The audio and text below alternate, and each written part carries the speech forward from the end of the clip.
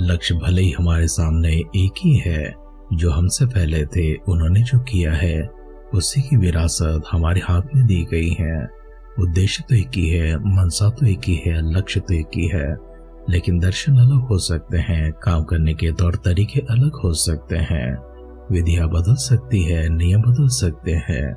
बहुत ऐसे कम लोग होते हैं जो दिए गए नियमों को, विधियों को वैसे ही पालन किया करें। इस प्रकार की स्थिति हर एक क्षेत्र में होती है, चाहे वो विद्या संबंधी क्यों ना हो, कारोबार संबंधी क्यों ना हो, औद्योगिक क्यों ना हो, या फिर आध्यात्मिक ही क्यों ना हो। पारिवारिक स्थितियां भी इसी प्रकार से होना, इसमें कोई भिन्नता नहीं हो सकती है, कोई संदेह नहीं हो सकती है, क्योंकि हर मनुष्य अपने अपने मकसद के अनुसार, अपनी अपनी इच्छा के अनुसार चलना चाहता है। मुख्य उद्देश्य तो एक ही है, मुख्य लक्ष्य तो एक ही है। हम किसी राजा को देखते हैं, किसी मंत्री को देखते हैं, अपने शासनकाल में वो अपनी ही विधियों के अनुसार चला करते हैं। वे अपनी इच्छा के अनुसार जो उन्हें अनुकूल लगे हैं, अच्छे लगे हैं, उन्हीं के अनुसार चलने लगते हैं। प्रजातंत्र के देश में एक संविधान होती है, संविधान के आधार पर ही हर किसी सरकार को अपने शासन को चलाना है। देश की एक लिखित नियम है, एक विधि है, और उसी विधि के अनुसार हर किसी को चलना है। राजाओं को भी हम इसी प्रकार से देखते हैं, एक विधि के अनुसार, अपने पूर्वजों के नियमों के अनुसार, उसी कानून कायदे के अनुसार वे चला करते हैं। वैसे भले ही ऐसी चीजों में कितने ही परिवर्तन क्यों ना आए, लेकिन जो विधि होती है, व्यवस्था होती है, उसी के अनुसार हर मनुष्य को चलना है। परंतु मनुष्य उसे भी टाल देता है, उसे भी हटा देता है। बहुत कम ऐसे मौके देखते हैं जहाँ पर मनुष्य वैसे ही चला करता है जैसा कि परमेश्वर के शास्त्र में, उस विधि में, उस व्यवस्था में लिखी हुई है। हमारे अध्ययन इतिहास की दूसरी ग्रंथ में जिस प्रकार से चल रही है, हमने कई सारे राजाओं के वृत्तांतों को देखा है, जिनमें से अधिकांश लोग परमेश्वर की विधि को ठुकराए हुए, उनके नियम को ठुकराए हुए, उनकी व्यवस्था को ठुकराए हुए अपनी मनमानी किए थे, परमेश्वर के रास्ते भटक गए थे, वे परमेश्वर से दूर हो गए, मुकर गए थे। हमारे अध्ययन में बहुत कम लोगों को हमने देखा है जो परमेश्वर के लिखित विधि के अनुसार, व्यवस्था के अनुसार, जो परमेश्वर ने मूसा को दिया था, उसी के आधार पर अपने शासन को चलाए हो और अपने जीवन को चलाए हो। हमारे अध्ययन में हम आगे बढ़ते हुए ऐसे किसी राजा के बारे में ध्यान करने से पहले, जो परमेश्वर की दृष्टि में अनुकूल रूप से चला करता था, परमेश्वर की विधियों के अनुसार चला करता था, इसलिए परमेश्वर ने उसे बहुत आयत की आशीर्वाद दिया है, क्योंकि उसने वो सब किया है जो परमेश्वर की विधियों में लिखा हुआ है। इसलिए हम भी अपने आप को परमेश्वर के हाथों में समर्पण करते हुए उसी प्रकार की एक अच्छी जीवन, एक सच्ची जीवन परमेश्वर हम सबको प्रदान करने के लिए अपने सिरों को झुकाएंगे, आंखों को बंद करेंगे, छोटी सी प्रार्थना करेंगे। हम सबों के पर अपनी अनुग्रह और दया को दिखाते हुए हम सबसे प्रेम करने वाले, करुणामय, अनुग्रहकारी महान पिता परमेश्वर, हम आपकी स्तुति करते हैं, आराधना करते हैं। आभार प्रभु जी आपकी प्रकट करते हैं, जो सुंदर से दिन परमेश्वर एक सौभाग्य के रूप में आपने हम सबको प्रदान किए हैं।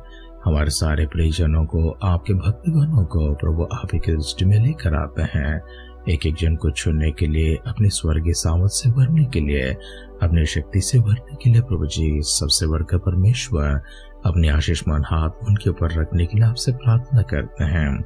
हर कमी घटी को दूर कर दीजिए, सारे दुखों को, दर्दों को, पीड़ाओं को, चिंताओं को, रोगों को, प्रभु जी बीमारों को भी दूर करते हुए चंगाई, छुटकारा, सामर्थ और शक्ति के साथ प्रभु जी स्वर्गीय आशीर्वाद अपने भक्तों के ऊपर उंडेलने के लिए आपसे नम्र प्रार्थना करते हैं। दुआओं को सुनकर पिता परमेश्वर अपने देव उत्तरों के लिए धन्यवाद करते हुए हमारे उद्धारकर्ता, हमारे प्रभु यीशु मसीह के नाम से इस प्रार्थना को मांगते हैं। सुन और कबूल कर पिता। आमेन, आमेन, आमेन।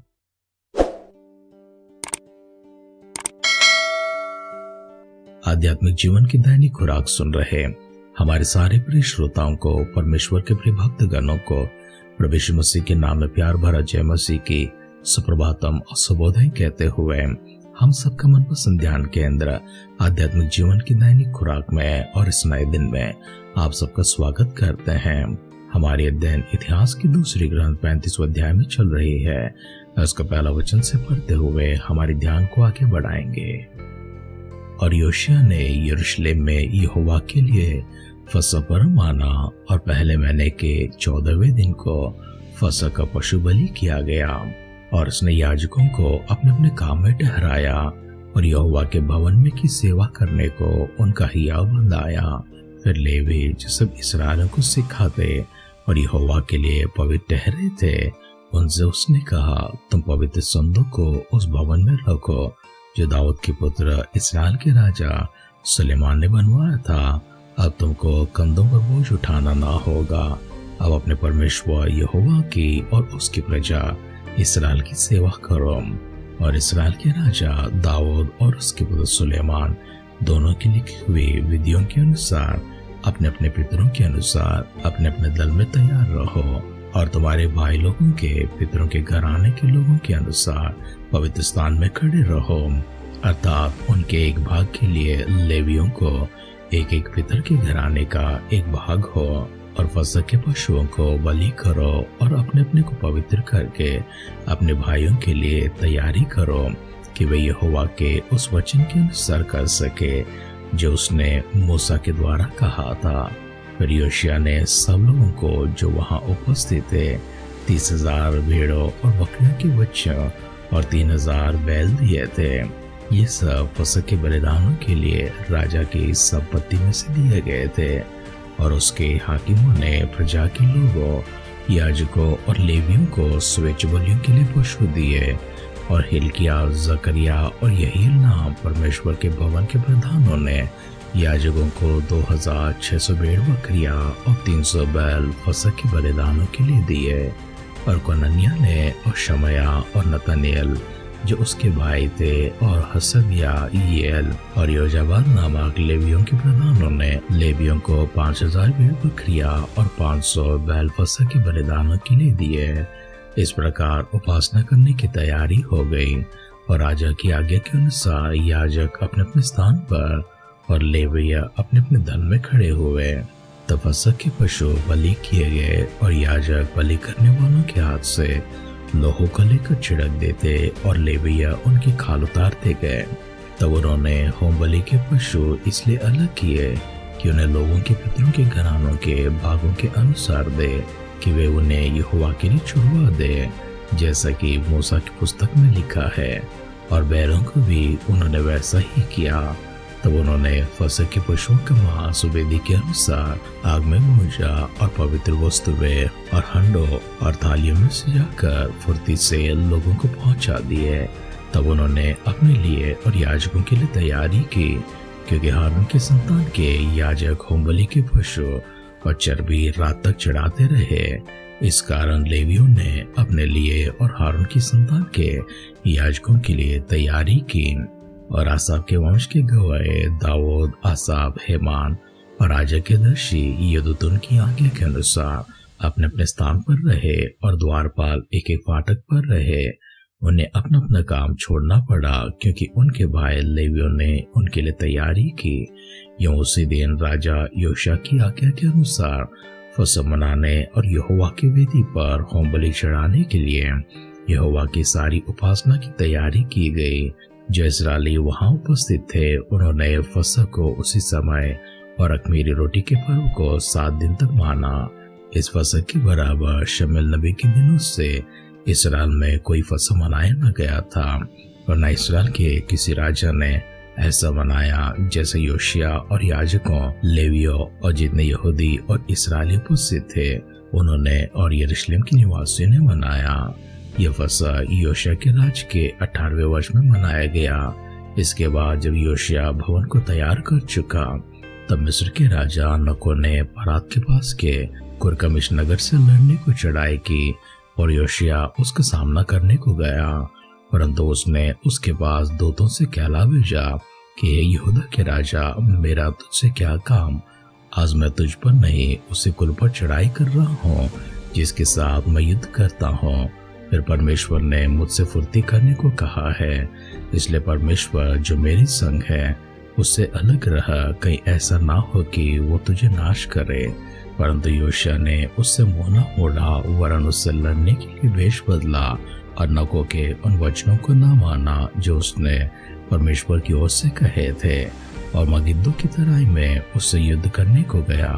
तब धनुर्धारियों ने राजा योशिय्याह की ओर तीर छोड़े, और राजा ने अपने सेवकों से कहा, मैं तो बहुत घायल हुआ, इसलिए मुझे यहाँ से ले जाओ।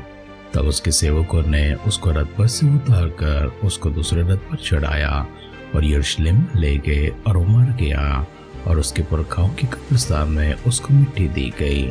और यहूदियों और यरूशलेमियों ने योशिय्याह के लिए विलाप किया, और यिर्मयाह ने योशिय्याह के लिए विलाप का गीत बनाया। और सब गाने वाले और गाने वालियाँ अपने विलाप के गीत में योशिय्याह की चर्चा आज तक करते हैं, और इनका गाना इस्राएल में एक विधि के तुल्य ठहराया गया है। और ये बातें विलाप गीतों में लिखी हुई हैं। योशिय्याह के और काम और भक्ति के जो काम उसने उसी के अनुसार किए जो यहोवा की व्यवस्था में लिखा हुआ है, और आदि से अंत तक उसके सब काम इस्राएल और यहूदा के राजाओं के इतिहास की पुस्तक में लिखे हुए हैं।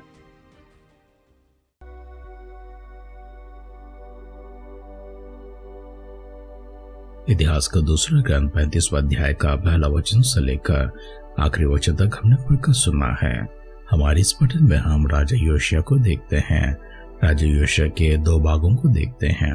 एक भाग उनके जीवन काल के सब अच्छे कामों के, जिससे परमेश्वर की उपासना करने, फसह को मनाने, याजकों को तैयार करने, उन्हें अपने अपने जिम्मेदारियों पर ठहराने, परमेश्वर के मंदिर में संदूक को ठहराने और याजकों को उसे उठाने की बोझ से मुक्त करने, और उन सबों को परमेश्वर और उनकी प्रजा इस्राएल की सेवा करने में पूरी तरह से जो पवित्र किए गए हैं, शुद्ध किए गए हैं और पवित्र होने के लिए ठहराए गए हैं, उन्हें उसी काम पर नियुक्त कर देते हैं। उनके विषय में लिखा हुआ है कि जिस प्रकार से फसह को उन्होंने मनाया था, इस्राएल के नबी शमूएल से लेकर अब तक किसी ने भी इस प्रकार का फसह को नहीं माना था। सभी याजक मिलते हैं, लेवी मिलते हैं, यहूदी मिलते हैं, इस्राएली मिलते हैं, सब मिलकर इस फसह को मनाते हैं, और सभी को अपने अपने दलों के अनुसार सिद्ध करते हुए जो भाग हर किसी को पहुंचना चाहिए, उनके पितरों के घराने के मुखियों के अनुसार सभी को सिद्ध कर अपने अपने स्थान में खड़ा करते हैं। इस तरह से सारी तैयारियां करने के बाद बलि अर्पण किए गए, और सब लोगों ने 7 दिनों तक फसह को मनाया था। योशिय्याह के दूसरी भाग में जब हम प्रवेश करते हैं, वो युद्ध में जाता है। मिस्र के राजा नको फरात के पास कुरकमिश नगर में लड़ने को चढ़ाई किया था, तो योशिय्याह उसका सामना करने को गया, परंतु उसने उसके दूतों से कहला भेजा कि हे यहूदा के राजा, मेरा तुझसे क्या काम? आज मैं तुझ पर नहीं, उसी कुल पर चढ़ाई कर रहा हूँ जिसके साथ मैं युद्ध करता था। फिर परमेश्वर ने मुझसे फुर्ती करने को कहा है, इसलिए परमेश्वर जो मेरे संग है उससे अलग रहा, कहीं ऐसा ना हो कि वो तुझे नाश करे। परंतु योशिय्याह ने उससे मुंह न मोड़ा, वरन उससे लड़ने के लिए वेश बदला, और नको के उन वचनों को न माना जो उसने परमेश्वर की ओर से कहे थे, और मगिद्दो की तराई में उससे युद्ध करने को गया। युद्ध में धनुर्धारियों ने जो तीर छोड़े हैं वो योशिय्याह को लगते हैं, और वह घायल होकर रथ में बाहर ले आने के लिए कहता है। उसे उसी प्रकार से रथ बदल कर बाहर लेकर गए, लेकिन अंत में वो मर जाता है, और उसको उसके पुरखाओं के कब्रिस्तान में मिट्टी दी गई। और यहूदियों और यरूशलेमियों ने योशिय्याह के लिए विलाप किया। यहाँ तक यिर्मयाह ने योशिय्याह के लिए एक विलाप का गीत बनाया। जितने गाने वाले थे और गाने वालियाँ थे, वे सब लोग अपने अपने विलाप गीत में योशिय्याह की चर्चा आज तक करते हैं, और इनका गाना इस्राएल में एक विधि के तुल्य ठहराया गया है, और ये बातें विलाप गीतों में लिखी हुई हैं। योशिय्याह के और काम और भक्ति के जो काम उसने उसी के अनुसार किए जो यहोवा की व्यवस्था में लिखा हुआ है, और आदि से अंत तक उसके सब काम इस्राएल और यहूदा के राजाओं के इतिहास के पुस्तक में भी लिखे हुए हैं। वचन सुन रहे प्रियजनों, राजा योशिय्याह को हमने देखा है। 2 भागों में उनकी जीवन होती है, सुखदायक, आरामदायक, एक अच्छी सी जीवन, परमेश्वर का उपासना करता हुआ, आराधना करता हुआ, फसह को मनाता हुआ, परमेश्वर की विधियों को ठहराता हुआ, और परमेश्वर के भक्तों को उनकी जिम्मेदारियां देता हुआ, परमेश्वर की भक्ति में आगे आगे बढ़ता हुआ। उनको एक भाग को हमने देखा है। दूसरे भाग में हम एक चेतावनी को देखते हैं। चेतावनी मिस्र के राजा की ओर से आती है। मिस्र के राजा की ओर से जो चेतावनी उससे मिली थी उसे उसने स्वीकार नहीं किया था, क्योंकि अक्सर ऐसा होता है, हम क्रिस्ती होकर किसी अन्य जातियों के किसी शब्द को स्वीकार नहीं करते हैं। परमेश्वर कब किससे कैसे बातें करते हैं ये हम नहीं जानते हैं, लेकिन एक भली बात, एक अच्छी बात, चेतावनी की बात, सतर्क करने की बात किसी के मुंह से भी हमारे कानों में आती है। राजा योशिया की तरह हम उसे अनसुना ना करें, परंतु यह परमेश्वर की चेतावनी है ऐसा मानकर उसमें थोड़ा समय बिताएं, प्रार्थना करें। अगर कोई दुखदायक बात है, कोई विपत्ति की बात है, कोई संकट की बात है जो आने वाली है, एक प्रलय के रूप में, उपद्रव के रूप में हमारे ऊपर उतरने वाली है, उसे टालने के लिए परमेश्वर से प्रार्थना करेंगे।